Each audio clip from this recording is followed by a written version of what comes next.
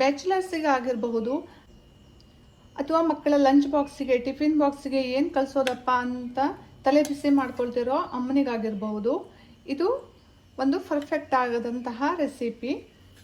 ಅವರೆಕಾಯಿ ಹಾಗೂ ಆಲೂಗಡ್ಡೆಯಿಂದ ಮಾಡಿರುವಂತಹ ರೈಸ್ ಬಾತ್ ತುಂಬಾ ಟೇಸ್ಟಿಯಾಗಿರುತ್ತೆ. ಹಾಯ್ ಫ್ರೆಂಡ್ಸ್, ನಮಸ್ಕಾರ. ವೆಲ್ಕಮ್ ಟು ನಳಪಾಕ. ನಾನಿವತ್ತು ಆಲೂಗಡ್ಡೆ ಹಾಗೂ ಅವರೆಕಾಯಿಯನ್ನು ಬಳಸಿ ಒಂದು ರೈಸ್ ಬಾತನ್ನು ಮಾಡ್ತಾ ಇದ್ದೇನೆ. ಬನ್ನಿ ಇದನ್ನು ಹೇಗೆ ಮಾಡೋದು ಅಂತ ನೋಡೋಣ. ಒಂದು ತವಾವನ್ನು ಕಾಯೋಕೆ ಇಟ್ಕೊಂಡಿದ್ದೇನೆ. ಇದಕ್ಕೆ ಒಂದು 3 ಟೇಬಲ್ ಸ್ಪೂನ್ ಅಷ್ಟು ಎಣ್ಣೆಯನ್ನು ಹಾಕ್ಕೊಳ್ತೇನೆ. ನಾನಿಲ್ಲಿ ಹಾಕ್ತಾ ಇರೋದು ಶೇಂಗಾ ಎಣ್ಣೆ. ನೀವು ಎಣ್ಣೆ ಬದಲಿಗೆ ತುಪ್ಪವನ್ನು ಸಹ ಹಾಕ್ಕೊಳ್ಬಹುದು. ಎಣ್ಣೆ ಕಾಯ್ತಿದ್ದಾಗೆ ಸ್ವಲ್ಪ ಗೋಡಂಬಿಯನ್ನು ಹಾಕ್ಕೊಳ್ತೇನೆ. ಗೋಡಂಬಿಯನ್ನು ಸ್ವಲ್ಪ ಫ್ರೈ ಮಾಡ್ಕೊಳ್ಬೇಕು. ಹಾಗೆ ಒಂದು ಅರ್ಧ ಟೀ ಸ್ಪೂನ್ ಅಷ್ಟು ಜೀರಿಗೆಯನ್ನು ಹಾಕ್ಕೊಳ್ತೇನೆ. ಗೋಡಂಬಿ ಫ್ರೈ ಆಗ್ತಿದ್ದಾಗೆ 2 ಹಸಿಮೆಣಸಿನಕಾಯಿಯನ್ನು ಹಾಕ್ಕೊಳ್ತೇನೆ. ಜೊತೆಗೆ ಹೆಚ್ಚಿಟ್ಕೊಂಡಿರುವಂತಹ ಈರುಳ್ಳಿಯನ್ನು ಹಾಕ್ಕೊಳ್ತೇನೆ.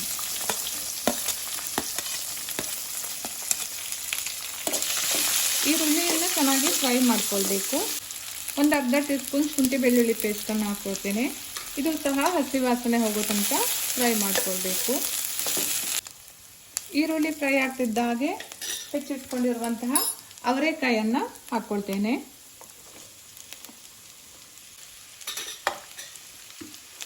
ಅವರೆಕಾಯನ್ನು ಸ್ವಲ್ಪ ಇದರಲ್ಲಿ ಈರುಳ್ಳಿ ಜೊತೆಗೆ ಫ್ರೈ ಮಾಡ್ಕೊಳ್ಬೇಕು. ಅವರೆಕಾಯಿ ಸ್ವಲ್ಪ ಬಾಡ್ತಿದ್ದ ಹಾಗೆ ಹೆಚ್ಚಿಟ್ಕೊಂಡಿರುವಂತಹ ಒಂದು ಟೊಮೆಟೊ ಹಾಗೆ ಒಂದು ಕ್ಯಾಪ್ಸಿಕಮ್ಮನ್ನು ಹಾಕ್ಕೊಂಡು ಮತ್ತೆ ಇದನ್ನು ಸ್ವಲ್ಪ ಫ್ರೈ ಮಾಡ್ಕೊಳ್ತೇನೆ. ಜೊತೆಗೆ ಒಂದು ಆಲೂಗಡ್ಡೆಯನ್ನು ಹೆಚ್ಚಿಟ್ಕೊಂಡಿದ್ದೇನೆ, ಅದನ್ನು ಸಹ ಸೇರಿಸ್ಕೊಳ್ತಾ ಇದ್ದೇನೆ. ನೀವಿಲ್ಲಿ ನಿಮ್ಗೆ ಯಾವೆಲ್ಲ ತರಕಾರಿಗಳು ಇಷ್ಟ ಆಗುತ್ತೋ ಅದನ್ನೆಲ್ಲ ಸೇರಿಸ್ಕೊಳ್ಬಹುದು. ನಾನಿಲ್ಲಿ ಅವರೆಕಾಯಿಯಿಂದ ಮಾಡ್ತಿರೋದ್ರಿಂದ ಮೇನ್ ಆಗಿ ಅವರೆಕಾಯಿ ಹಾಗೂ ಆಲೂಗಡ್ಡೆಯನ್ನು ಮಾತ್ರ ಜಾಸ್ತಿ ಹಾಕ್ಕೊಂಡಿದ್ದೀನಿ. ಜೊತೆಯಲ್ಲಿ ಒಂದು ಕ್ಯಾಪ್ಸಿಕಮ್ಮನ್ನು ಸಹ ಸೇರಿಸ್ಕೊಂಡಿದ್ದೀನಿ.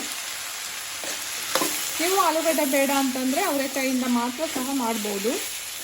ಆಲೂಗಡ್ಡೆಯನ್ನು ಸ್ಕಿಪ್ ಮಾಡ್ಬೋದು ಅಥವಾ ಬೇರೆ ಇನ್ಯಾವುದೇ ತರಕಾರಿ ಬೇಕಾದರೂ ಅದಕ್ಕೆ ಸೇರಿಸ್ಕೊಳ್ಬೋದು.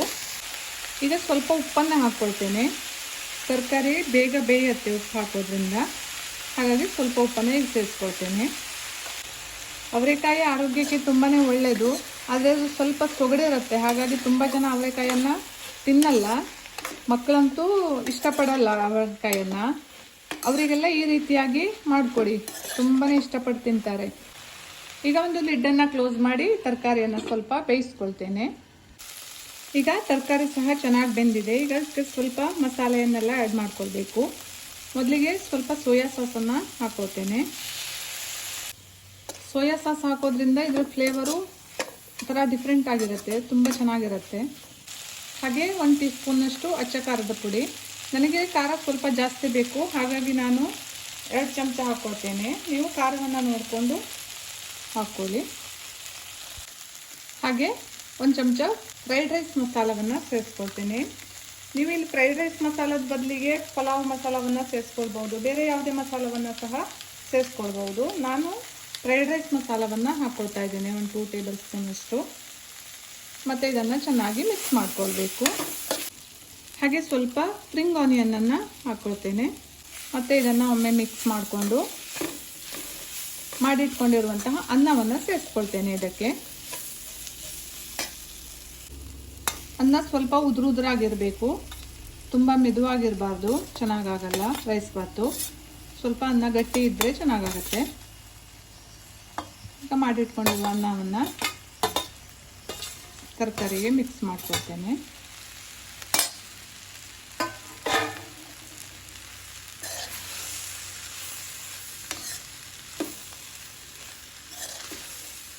ಈಗ ಉಪ್ಪನ್ನು ನೋಡಿಕೊಂಡು ಮತ್ತೆ ಬೇಕಿದ್ರೆ ಉಪ್ಪನ್ನು ಸೇರಿಸ್ಕೊಳ್ಬೇಕು.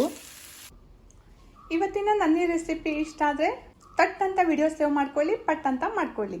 ಹಾಗೆ ನನ್ನನ್ನು ಫಾಲೋ ಮಾಡೋದನ್ನು ಮರಿಬೇಡಿ. ಲೈಕ್ ಮಾಡಿ, ಶೇರ್ ಮಾಡಿ. Thank you.